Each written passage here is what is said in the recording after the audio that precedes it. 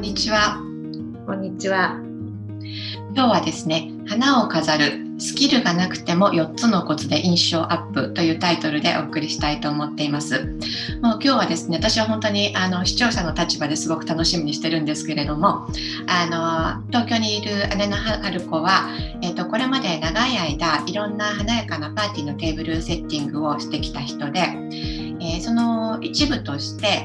お花を飾るっていうこともたくさんしてきた人なので、その経験を踏まえて、そのお花を家の中でどういうふうに効果的に飾るか、それをしっかり楽しむことができるかっていう話を、4つのコツというところにポイントを絞ってお話をしてもらおうと思っています。よろしくお願いします。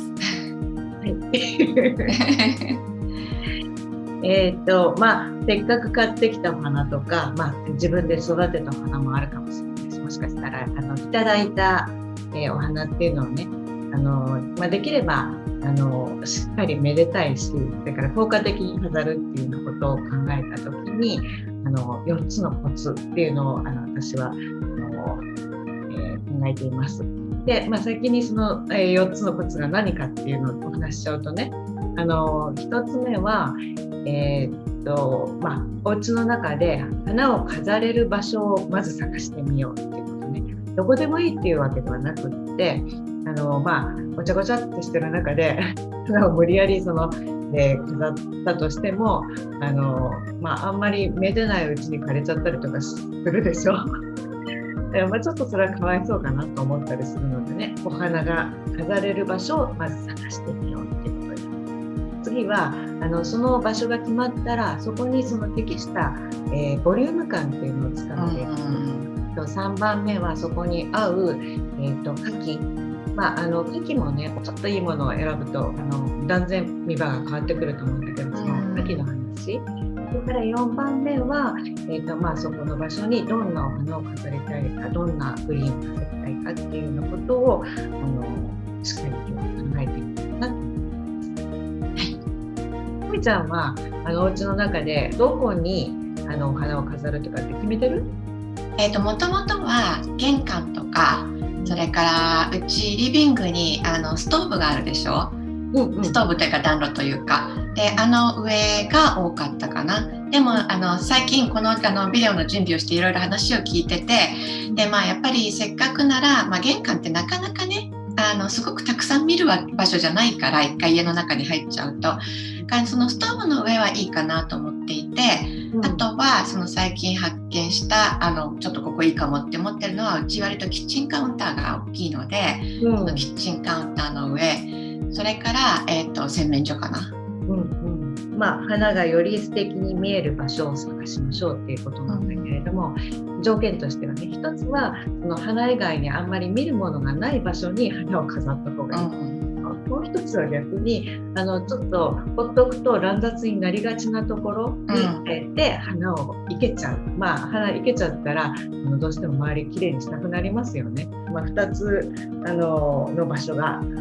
るかなと思うんだけれども、うちの場合は、一つは今ここでお話ししている横に鏡があって、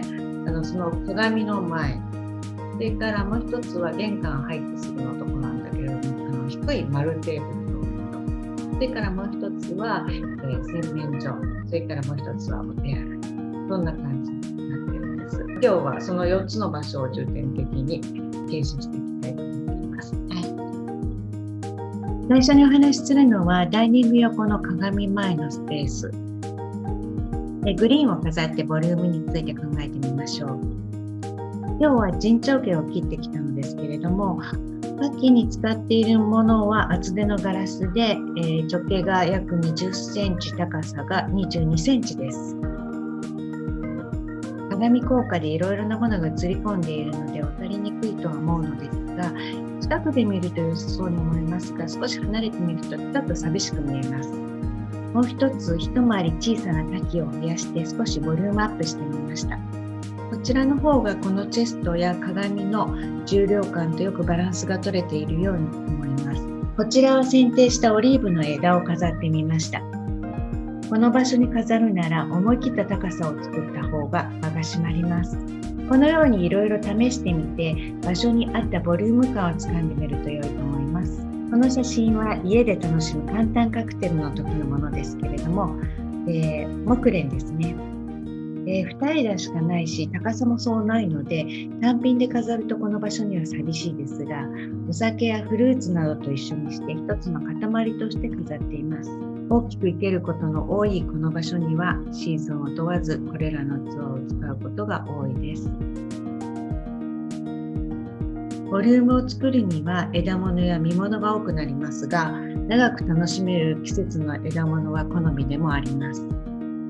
お花屋さんでその季節にしかないものを買っていけることもあれば、剪定を兼ねて庭に育っている枝を切ってくることもあります。こちらは、玄関から入って最初に目に入る場所です。外のグリーンを邪魔しないように、最近は丸テーブルの上は低く花を生けることにしています。今日は黒いクロスを敷いて一輪挿しを使って6種類の植物を飾ります。ただ置いただけではインパクトに欠けるので、テーブル面とのバランスを取るために黒いお皿をお敷きのように下に敷いてみます。下に敷くお皿を別のものにすると雰囲気も変わりますね。一輪挿しは好きでよく使います。同じような種類の一輪挿しを集めておくと、離しておいたりギュッとくっつけたり、それぞれに表情が変わって楽しいです。花材が少しでも一輪挿しと下に敷くものがあれば、案外広い場所を飾ることもできますし、気軽に花を楽しむ方法としておすすめです。こちらは小引きの一輪挿しですが、まな板皿と漆器に合わせてちょっと花を添えています。低く生けた方が良いこの場所には、花器ではなく大皿を利用して枝物を生けることもあります。枝ぶりの良さそうなものを選べば、こうした大皿に飾るのも比較的簡単です。最初にもお話ししましたが、花器はある程度質の良いものを使うと全体のクオリティも上がるように思います。生け方はシンプルに、器の力も借りてアレンジのパフォーマンスを上げる、そういった方向性で考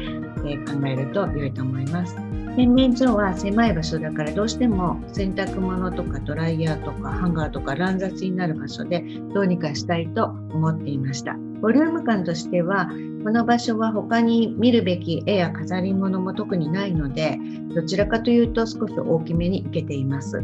チェストも暗めの色に塗ってしまいましたし、日もあまり差さないスペースなので意識して少し明るめの色の飾りを選ぶことが多かったのですが、暗めの飾りでも合うのではという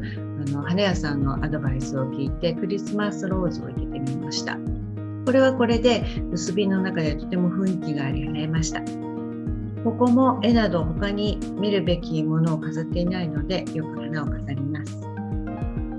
一人で過ごす場所なので時間は短くても花をめでる時間は多くなります。細長いスペースなので少し高さのあるボリューム感が適当です。長さのない花材については花器を工夫して細長く生けるようにしています。これは先ほど洗面所でも使っていた花器ですが、菅原ガラスさんのシリンダー型の花器でサイズ違いです。サイズ違いはボリュームを調整するのに案外重宝することが多く、いくつか持っています。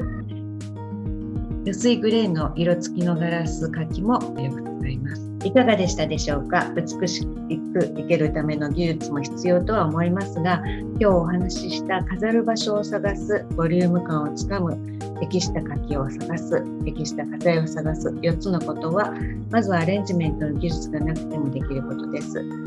近くから眺めるだけでなく、少し離れた場所から広い範囲をチェックして、他に合った花材やボリューム感をつかみ、家に馴染む体験を心がけています。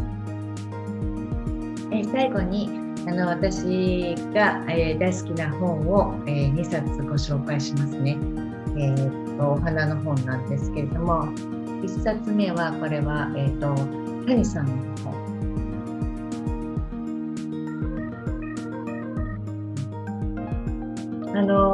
生活に根ざした優しい感じのお花が多いんですけれども、どちらかというと和の感じが多いかな。でも4文字とあり、美しいお花の写真がいっぱい出ています。それから、後半の方はちょっと生ける前の、お手入れの仕方とか、それからその生け方のコツみたいなこともちょっと書いてあってすごく勉強になりますので、谷さんの四季を一色しの花の生け方、これリンクを説明欄の方に貼っておきます。それからもう一冊はこちらなんですけど、古賀さんの、フランスの伝統色で作るフラワーデザイン、こちらですね。たくさんご本も出されているし、ご存知の方も多いと思うんですけれども、こちらはどちらかっていうと、洋風のお花の